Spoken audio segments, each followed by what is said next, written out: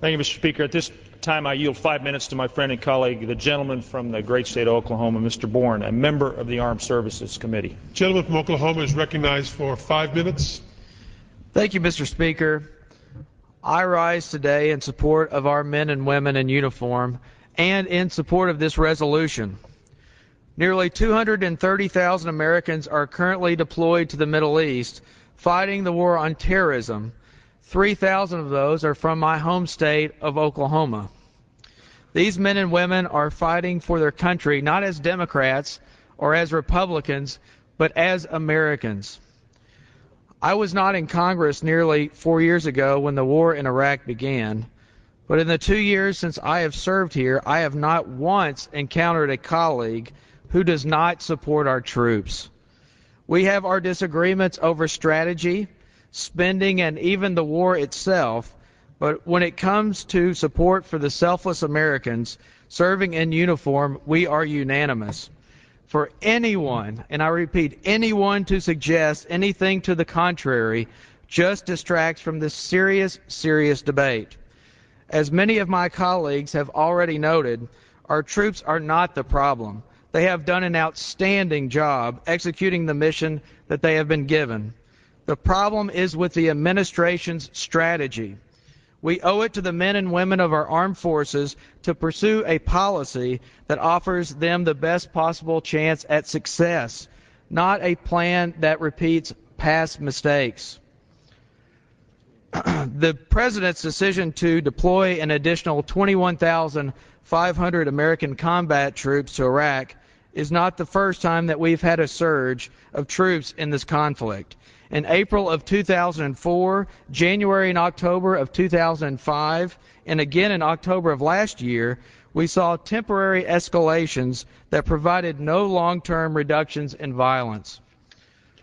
I am concerned that this latest plan is a renewed effort for more of the same, that does little to encourage the Iraqis to take responsibility for their own future. As one general told the Iraq Study Group, and I quote, "All of the troops in the world will not provide security if the Iraqi government does not make political progress." Rather than laying out a plan that establishes solid benchmarks for Iraqi security and the corresponding redeployment of U.S. troops, the President is pursuing a strategy that history shows does not work. Former Secretary of State and Chairman of the Joint Chiefs Colin Powell, Commander of the U.S. Central Command General John Abizaid, Marine Corps Commandant General James Conway, and many other current and former military leaders have said more troops is not the answer. Our nation's military is already stretched thin. This open-ended plan to increase American troop levels in Iraq would exacerbate the overextension of our armed forces and cripple our ability to respond to other crises around the world. Because we don't know what the future holds, we have to be ready for anything. You know, U.S. and coalition forces successfully removed Saddam Hussein from power, and the world is a better place for it. But we now find ourselves locked in the middle of an Iraqi civil war. The Iraq of today is vastly different from the Iraq we entered nearly 4 years ago, yet our strategy remains the same. We need to succeed in Iraq, but we need to redefine what success really is. For over a year now, I have joined our great Chairman Skelton, in his call for solid benchmarks in Iraq. We need a mechanism to measure our progress toward an Iraq that is responsible for its own security. It is in our interest, it's in Iraq's interest, and it is in the interest of the region to ensure that Iraqi personnel are trained and ready to take control sooner rather than later.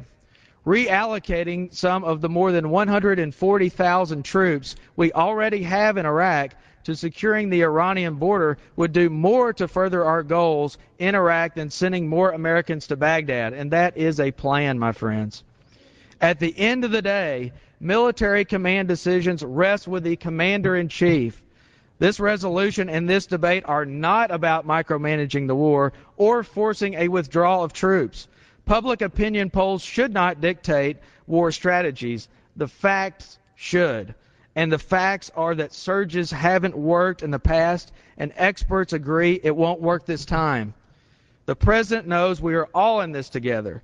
That's why I was very disappointed to see the administration move forward with such a dramatic escalation despite strong bipartisan opposition in Congress. Without a clear message, without a clear mission or effective benchmarks, it's too big of a gamble to take with so many American lives. Mr. Speaker, I yield back.